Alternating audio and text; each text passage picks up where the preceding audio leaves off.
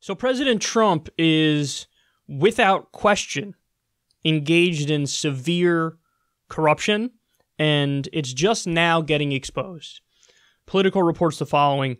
In early spring of this year, an Air National Guard crew made a routine trip from the U.S. to Kuwait to deliver supplies.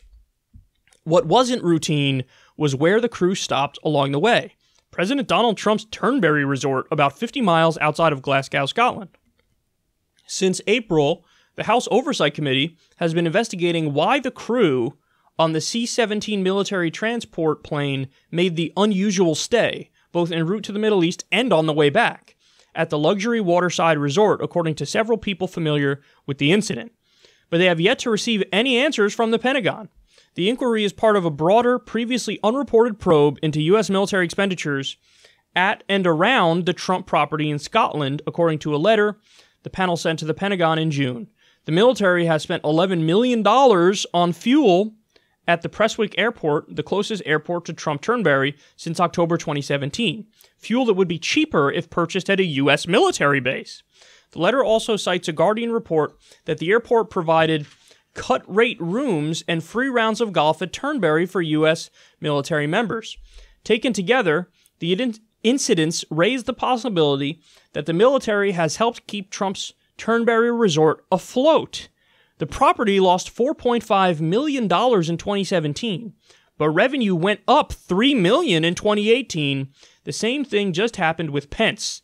He went to Scotland and stayed at this property, which was hundreds of miles away from a meeting he was at. So, listen. I don't know how much more clear they can make it. Let's reflect on the facts in this story. The military is making these stops at Trump's golf course and hotel when it's not really in the direct path and they've never done it before, and they're fueling up at an airport where it's more expensive to the U.S. taxpayer. Why would they stop and fuel up at an airport that's more expensive to the U.S. taxpayer? And why would they stop here when they have never done it in the past? Well, the answer is because they were directed to. Now, why would they be directed to? Well, they end up spending nights at Trump's resort. And when you spend nights at Trump's resort, what happens? Well, the taxpayers got to come in and foot the bill. Oh, we're giving you cut-rate rooms. Who's paying for the rooms? The taxpayers. Now, by the way, they also say the allowance that they're given when they're at the resort is not that much, and sometimes they have to come out of pocket. So Trump's making out in two ways here. Taxpayers are footing the bill to an extent, and then also, when they're not, the U.S. military officials who are there have to pay out of pocket for stuff. So get money that way, too. And oh, would you look at that? His property, which was bleeding money annually, now all of a sudden, $3 million just fell out of nowhere. Why? Because when you have the U.S. military stay there, when you bill the taxpayer, and the taxpayer covers it, and there's a lot of people who end up staying there, and it winds up helping him.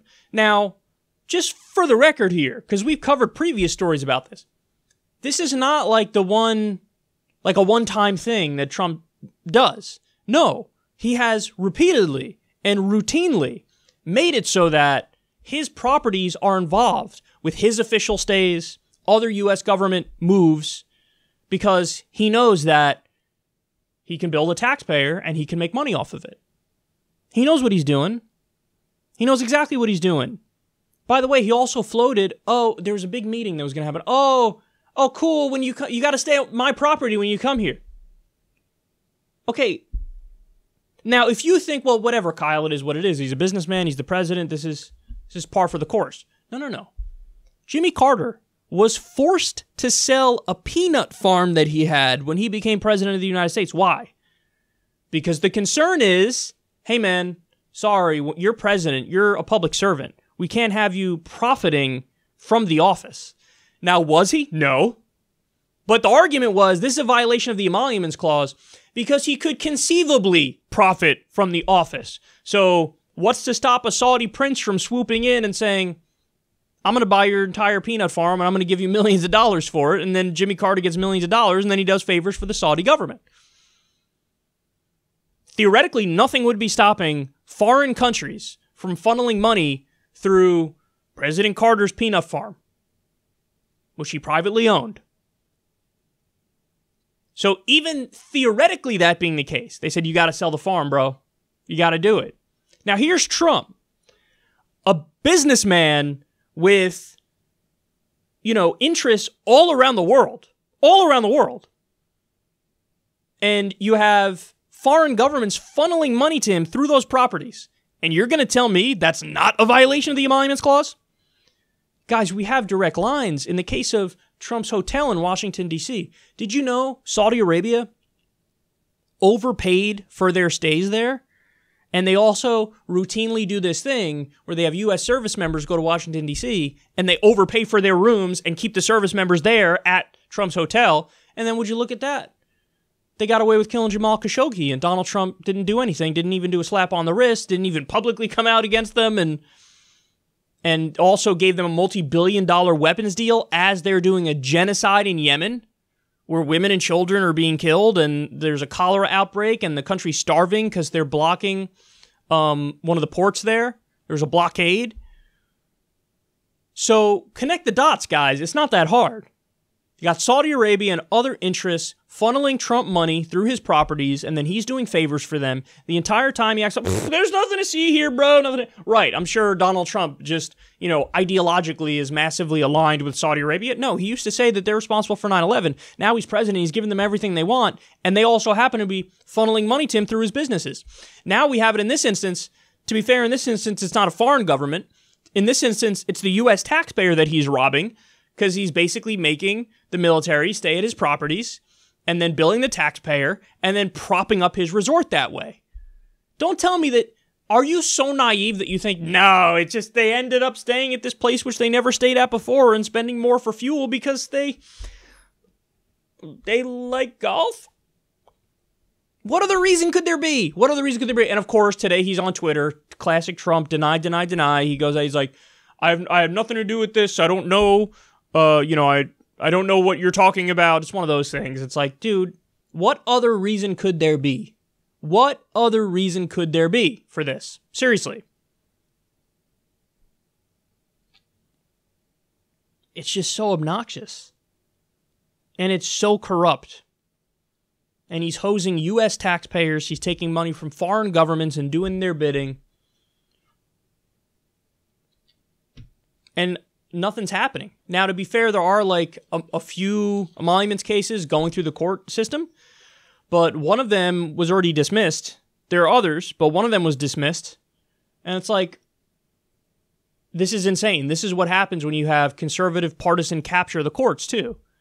Because he's appointed so many judges that a lot of these judges, conservative judges, are just going to be like, yeah, nothing to see here. He's on my team, so I'm just going to defend it. It's insanity, man. It really is insanity. And again, this is that stuff that, like, who has hope? And who wants to participate in this system when they see how rotten and grotesque it is? And, the response is, who do you believe? Me or your lying eyes? Like, that's their response basically here. No, Don, I'm sure that, they're diverting military planes to stay at your fucking golf resort, which is sinking financially because there's some pure reason. No! You're trying to prop it up. God damn it, man. It should be, it kind of is crystal clear with the Emoluments Clause, but we should make it even more clear. There should be a law that says, while you're president, you can't own or operate any private business. You're a public servant now. You want to still maintain ownership? And by the way, they lied about that too. Trump, it's in a blind trust and something. What? That's not what a blind trust is. He's letting his kids run his businesses. That's not a blind trust. They called it a blind trust. It's not a blind trust. But he made it seem like, oh yeah, I'm distancing myself from my businesses. No, you're not. Your kids are still running it, and you still make profit from it.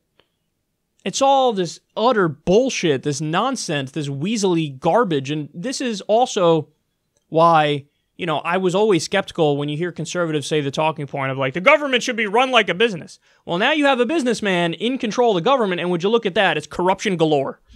Corruption all day long. Because he's still a businessman, and he's the president, and he's using his office to profit. So don't run government like a business. It's fundamentally a different thing. It is fundamentally a different beast. Nope, that even if you had Donald Trump divest from all of his businesses and make no profit and have no private businesses while he's president, it's still a bad talking point. Because you're not trying to make a profit. It's a different skill set to govern a country. God damn it.